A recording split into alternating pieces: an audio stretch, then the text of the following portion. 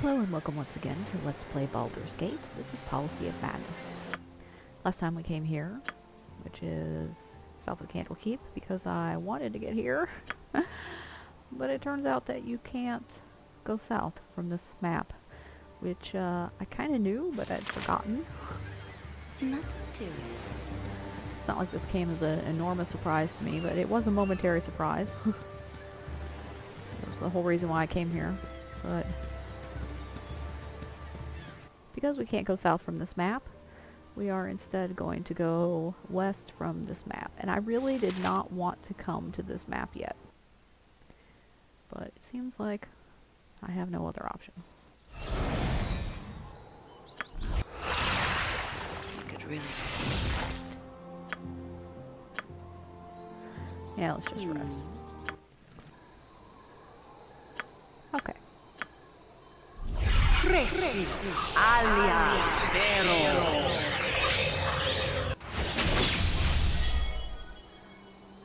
Last time I also talked a bit about Coase's Theorem. Yeah, I really did not want to come here. Last time I talked to some about Coase's Theorem and how it works. There's that. I'm wait, whatever you want. Yeah. Could be threatening a chicken. Where's a chicken? There's a chicken. Yes.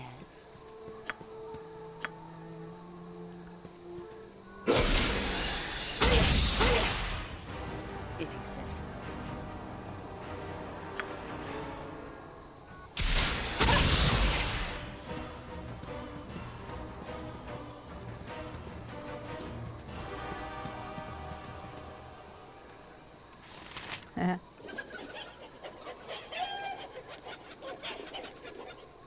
Hearing hamsters speak. Yeah.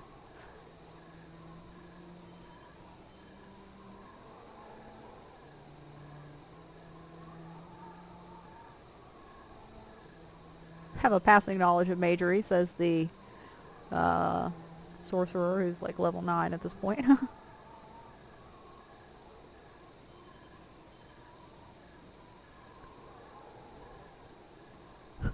What a big liar.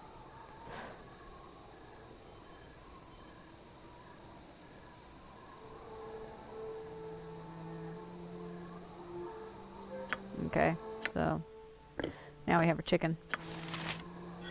This map is full of skeletons, and I actually got interrupted once by a vampire wolf. Tell me all about Was sleeping. I'm trying to sleep anyway.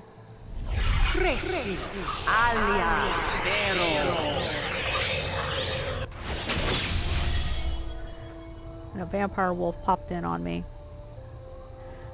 So Coase's Theorem is very commonly used in economics. It's almost foundational to economics. And the short version is shit.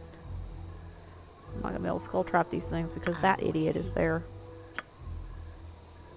Probably a messenger. Of course. Oops.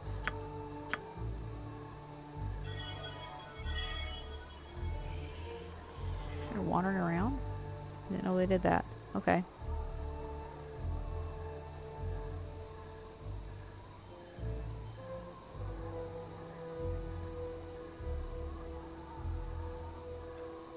Skeletons. I know skeletons wander. Yes. If that's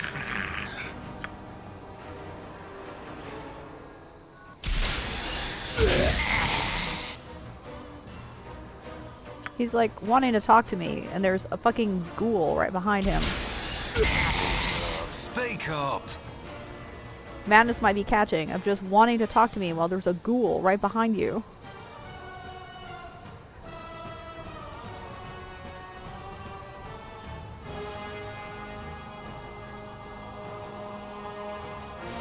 Okay, telling him I'm middle of camp. Who cares? Okay.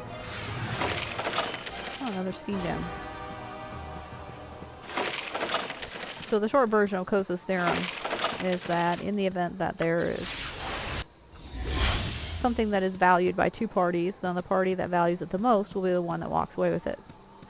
And in order for this to come about, you have to have clearly defined property rights and transaction costs that are either non-existent or at least extremely low.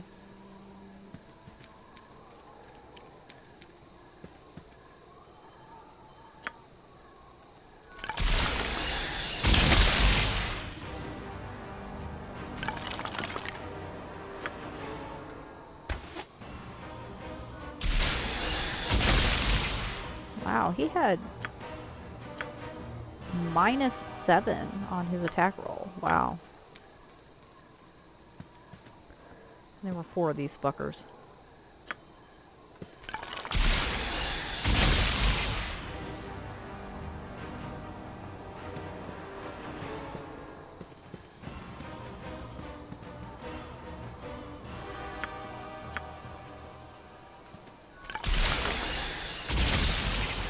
Okay.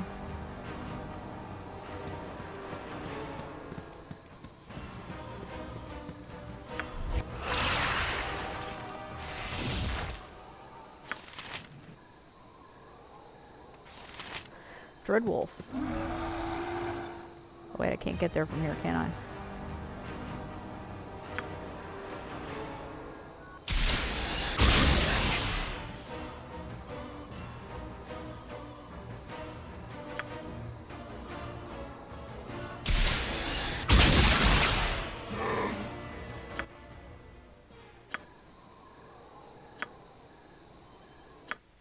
Whoops.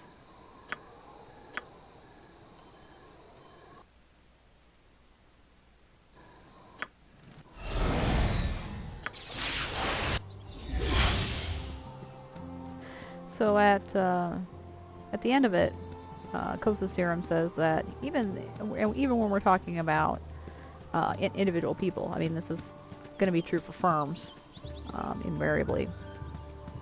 But even when you're talking about individual people, like let's say you've got you know, 2 people.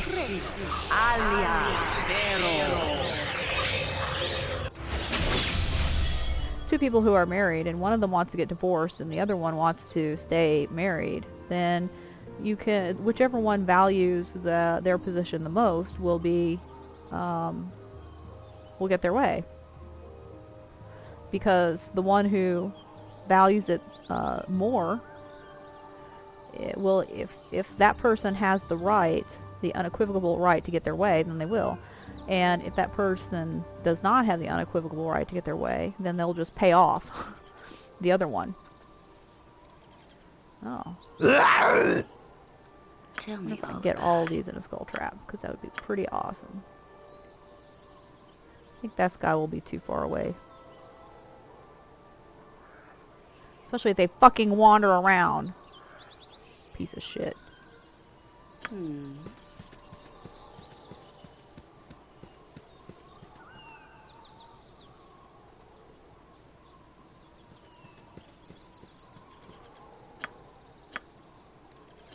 See about.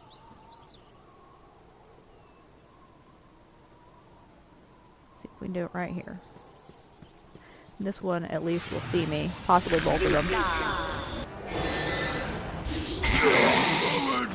Oh wow, that worked out really, really well. whatever you desire. Better than I had anticipated.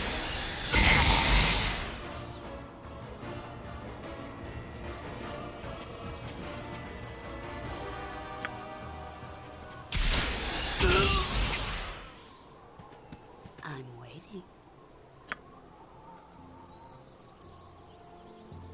Forward march! Actually, pretty surprised that they those 2 hobgoblins survived that skull trap.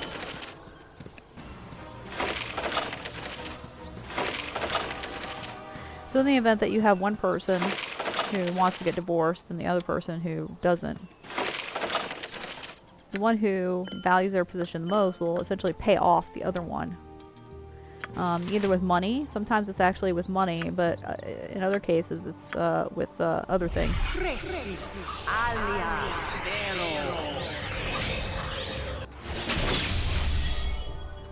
Like someone might promise, oh yeah, these guys. Yes. We're gonna just pull some shenanigans on these things. Tell me all. Let's do it. You be quiet. Because they're actually kind of dangerous. But they're not hostile yet. So we can set them up.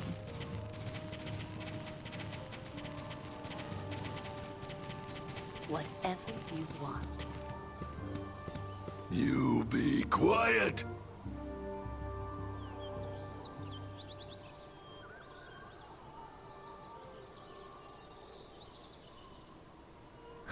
Yeah.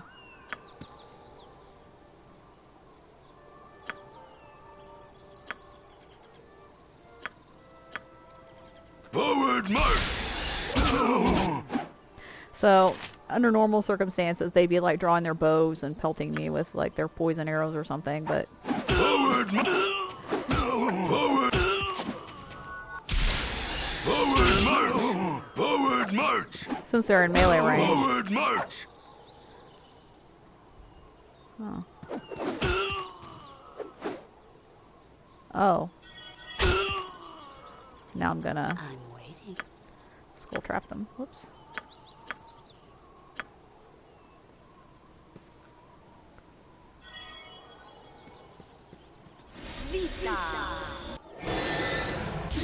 Forward march. Heh. Near death. Just ask. He's kind of dangerous. He's got like poison arrows and a really good thaco. Forward march. Okay.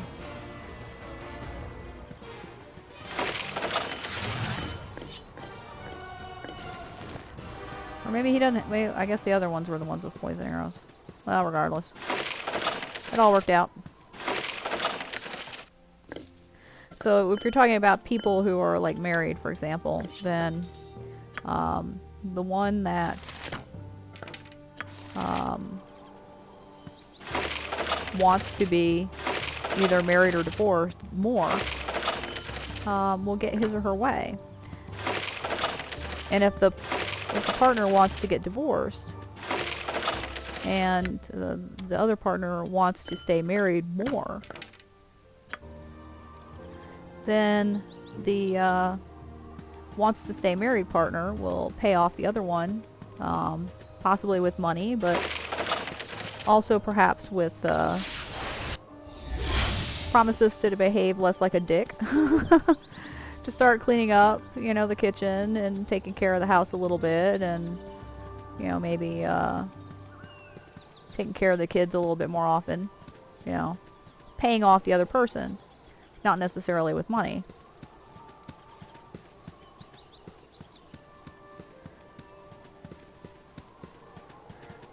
I need to sell some shit here. And if I go to Thwarted's place, he's gonna talk about Mellicamp. And I don't want to do that yet. So we're gonna sell shit in Bearghost first.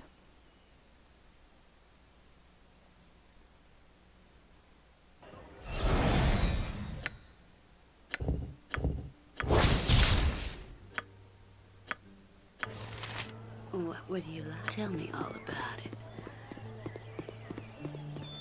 So, you know, you have low transaction costs. One person wants something more than the other person does. That person will get their way.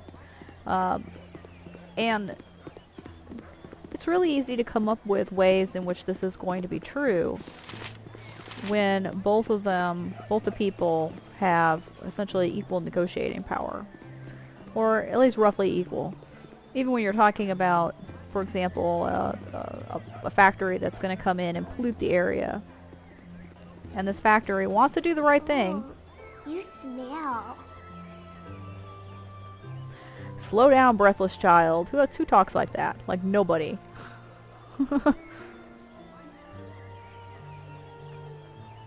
Oh, everybody's talking about me. You know, the sorcerer who's just walking around by herself wearing silver.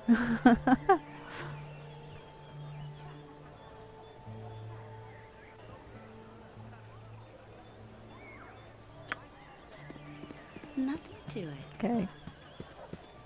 Oh, here's Elminster. Oh, there, wanderer. Stay thy course a moment to indulge an old man. You know nothing of my burdens, old man.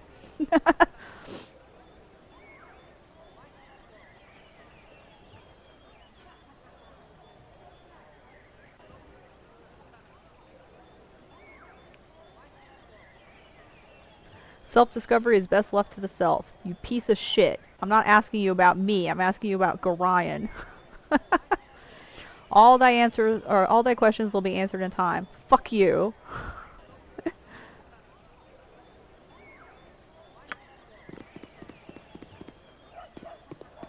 And he runs into here, but we won't find him when we go in here. Okay. Whatever I think you Mellencamp is actually worth nothing, but we'll see. I can make whatever you wish for a wee little bit more than me competition. He's worth 50 GP, but nobody will buy him. So, yeah. That's a pretty good haul. He will buy a lot of things. He'll buy gems, but not jewelry.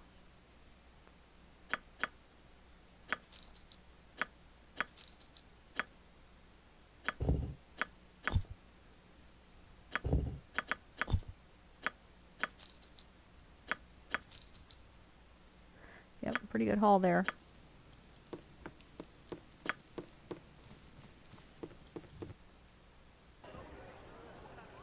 if you say so. So you have a factory that's going to be polluting an area, and they want to do the right thing. They don't want to be evil. Shit, this is not where I meant to go. You have been waylaid by enemies and must defend yourself. This is actually good, because that's not where I wanted to go. You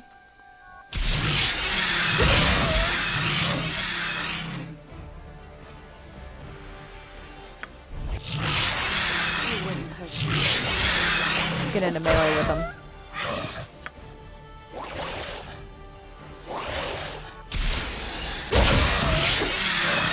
They can't really hurt me with my stone skin up.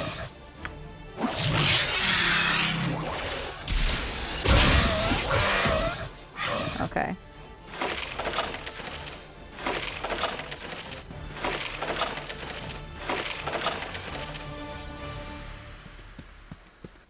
Okay, that's good, because I actually want to go here.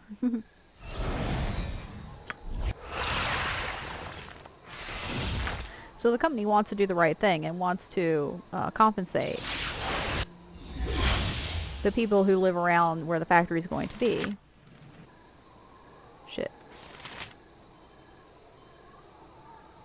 If that's what you want. Oh, it's okay.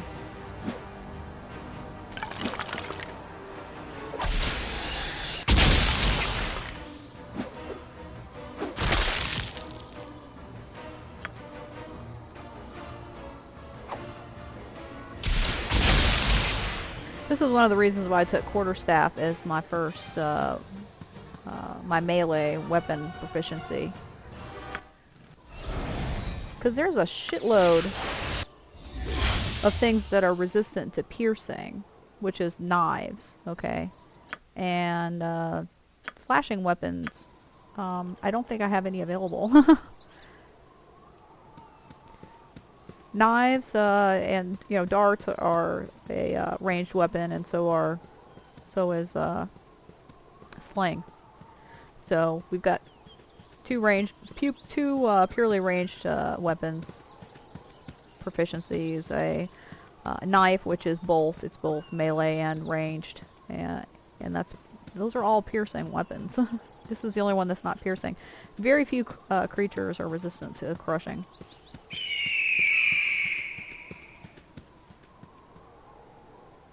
In fact, I can't think of one that's resistant purely to crushing. That might be resistant to all weapons equally. But, so you have a factory that's going to be polluting the area, wants to compensate people. Let's say transaction costs are, for some reason, really, really low. Even though in that kind of situation that would not be the case. Because the company would have to go individually to, like, all the different people, which would take forever.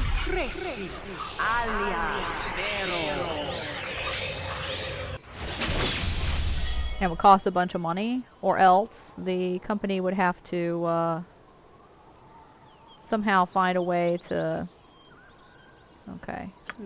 Didn't really want to do this, but I guess I'm going to. Find a way to,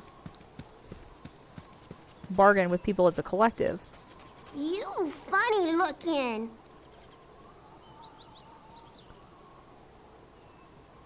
Real funny with her daddy gone and all. Yeah.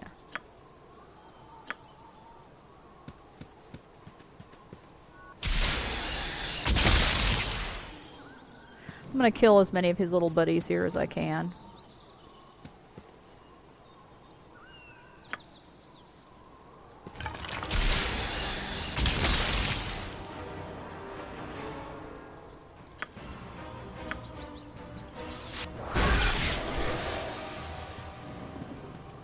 Even though he will kill them for us, actually. Ah, fuck it. It's not worth it.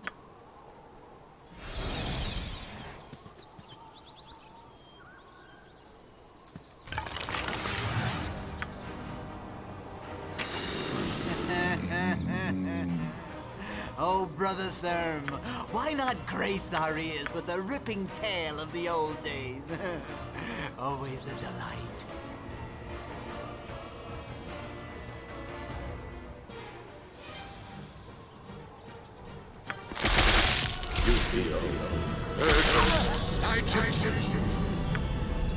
Yeah, sometimes you can interrupt him with his whole person and rigid thinking that he's about to cast, but I guess that time I didn't. He's gonna kill like all his undead.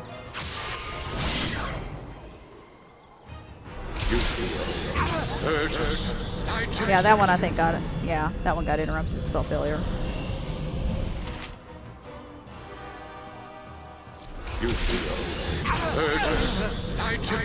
Okay, that worked out pretty well. Didn't really want to do that, but I guess it's okay.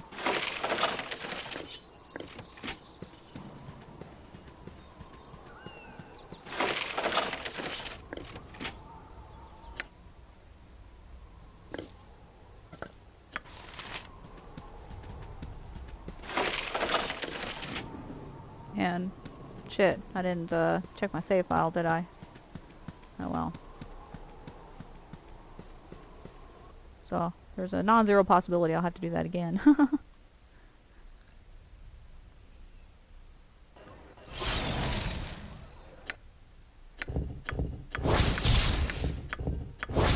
This represents a shitload of cash. Like a fucking shitload of cash. Is that all?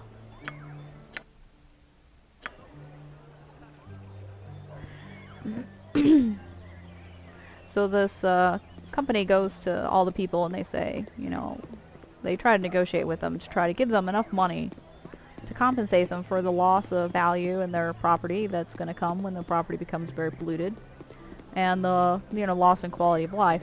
And there is a way that you can put a dollar value on this on the open market, because if you have a, say, an apartment that you're going to rent or a house that you're going to sell and it's right next to a polluter, you have to lower your prices a little bit in order to find people who will purchase it from you or rent your property. Nothing to it. I can make whatever you wish for a wee little bit more than me competition. And the difference between that and what people will pay prior to the pollution showing up is, will he buy the necklace? I don't think so. Nope. Is the value of the pollution. But when you're talking about people who bought their houses on the premise that there was not a polluting factory right next door, it's harder to put a dollar value on that.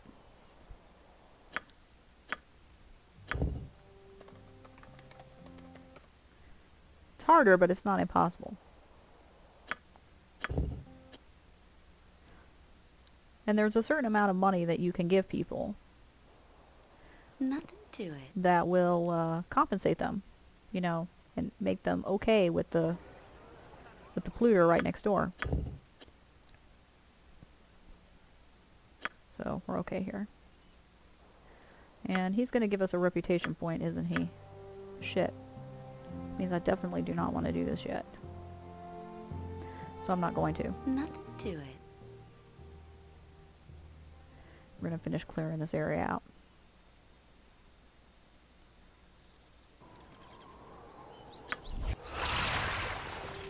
Whatever you want. Whoops.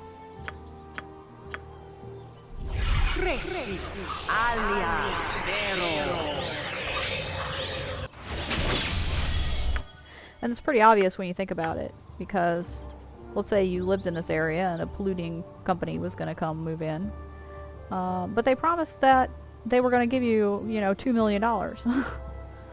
Well, you can take that $2 million and you can move anywhere with it. So, you know, there is an amount of money that can be given to you that will make you okay with the fact that a polluting company is about to move in next door.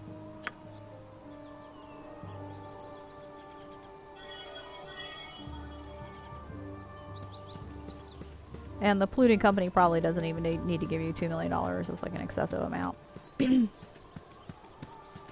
But even though you have very little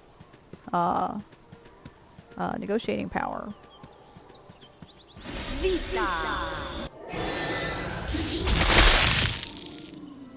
if you have clearly defined property rights and you value that a lot, then you will end up getting what you need, what you want, which is an area that is not polluted.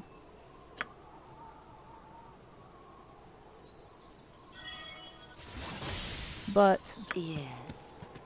I came up with this scenario that I cannot find an explanation for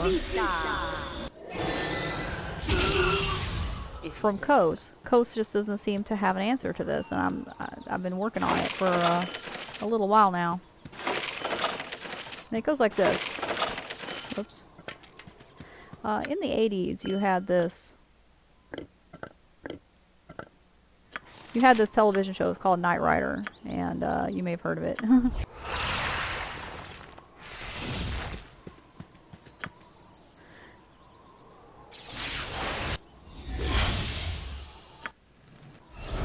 And Knight Rider was totally campy, and it was about a talking car, more or less.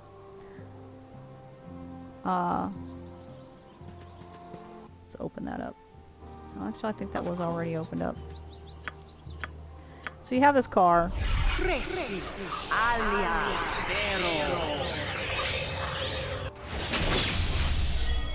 And it's a sapient car, okay, that's got a computer installed which has this artificial intelligence that makes it an intelligent car. There's only one fucking wolf.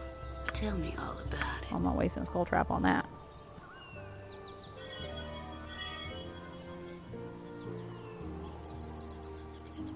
And I can't skull trap these things either. Fuck.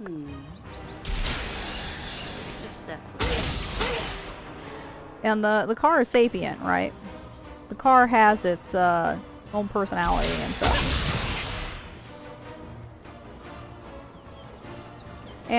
But the car, you actually have three parties involved here. You have the car, which is sapient. You have the driver of the car, Michael Knight. And then you have the organization for which they both work, which is called the Foundation for Law and Government, or FLAG.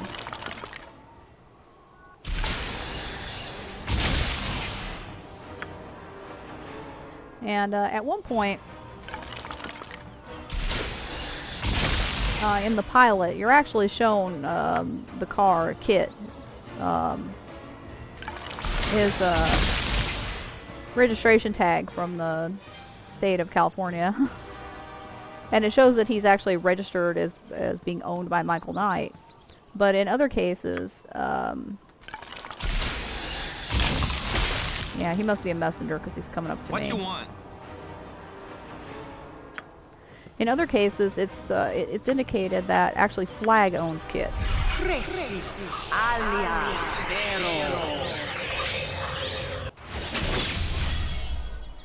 And I was thinking to myself, how would Coase's theorem apply to ownership of Kit? Okay, because I think we can all assume that Kit values himself more than anyone else values him. I think we're told that it was several tens of millions of dollars it took to develop Kit. So that's how much, we're going to say that's how much Flag values Kit, because that's how much they spent to build him. How much Michael values Kit is going to depend on when in the series you are, because he doesn't really care much for Kit initially, but later they become very close, and later he gets amnesia for a little while and doesn't want anything to do with the creepy talking car. But of them all, I think it's safe to say that Kit values himself more than anyone else does. And so, how would Coase's theorem go into this? I'm waiting. Because the economically efficient outcome is for Kit to own himself. But Kit actually doesn't own himself. You know, he's owned either by Flag or by Michael Knight, depending on, you know, what you want to believe. So, let's say there was a situation where, you know, Kit was going to be, you know, scrapped for parts or something. And, you know, he can save himself from this if he owns himself. If he doesn't own himself, then that's a big issue. And, so you have three parties here, and the one that values Kit the most should end up with ownership of Kit. And we can pretty clearly say that Kit values himself more than anyone else does. He doesn't value himself more than he values others. He values humans very highly, much more highly than himself. But I think it's safe to say that human beings do not value him as much as he values himself. So why doesn't Kit own himself? And the easy answer to this is because it's a TV show written by people who weren't thinking about this kind of thing very hard. But even after I waive that, and I try to think of it from a you know, point of view of, okay, this is an economic transaction.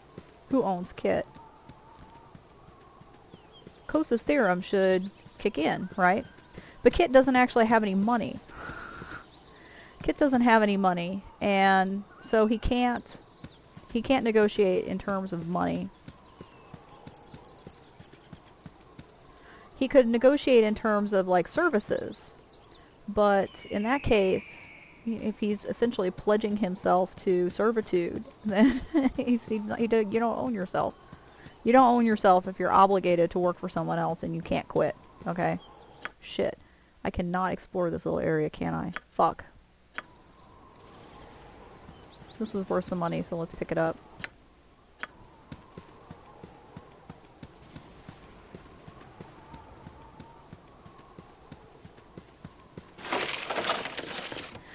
The economically efficient outcome, which was worth more, it was the two-handed swords was worth more.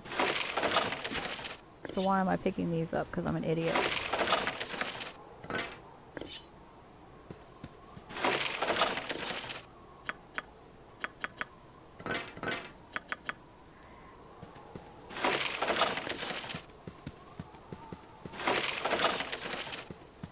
So if Kit values himself more than anyone else does, he should be able to, or the economically efficient outcome should be that he owns himself at the end.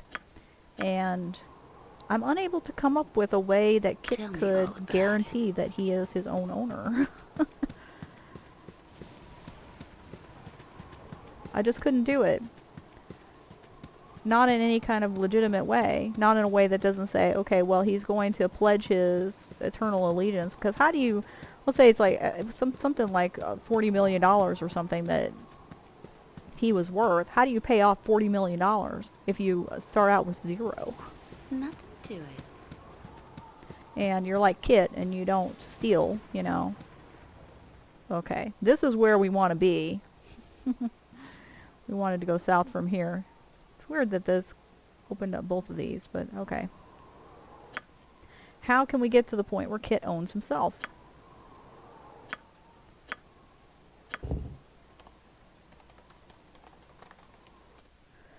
And I couldn't come up with it.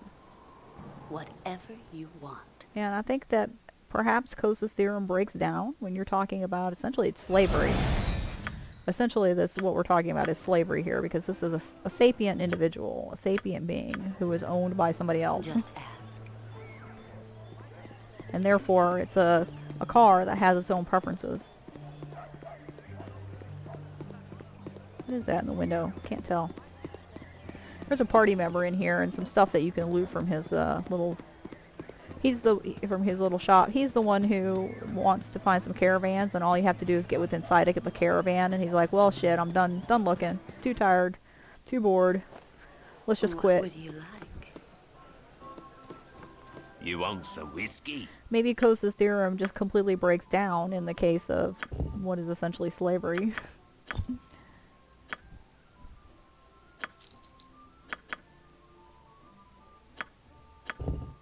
Yeah, fire opal rings worth a buttload.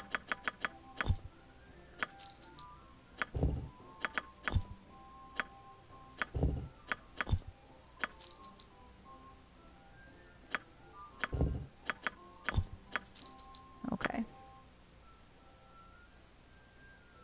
He'll buy Mellicamp. I could sell Mellicamp right now for 50 fucking gold. That's pretty nice. I'm not going to, but will he buy potions? I don't think I have any potions to sell. Oh, yes, I do. Okay. Have any scrolls to sell? Nope. Okay. He'll buy Mellicamp. I didn't know that. That's interesting. Nothing to it. How do you come up with a, you know, a sapient being being able to purchase, you know, him or herself from an owner? You know, property rights here are clearly defined, and if we're talking about property rights of Kit are assigned to someone other than Kit, how does Kit wind up with ownership of himself? And I can't come up with a way.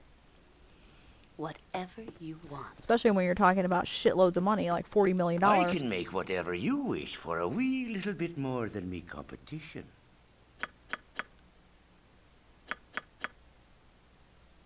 Serious depreciation on those, but what can you do? Nothing.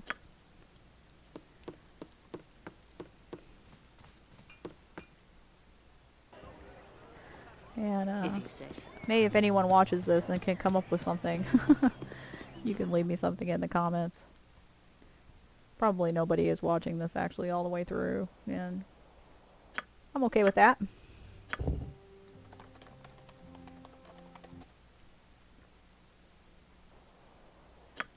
So Coase's theorem may break down in the case of slavery.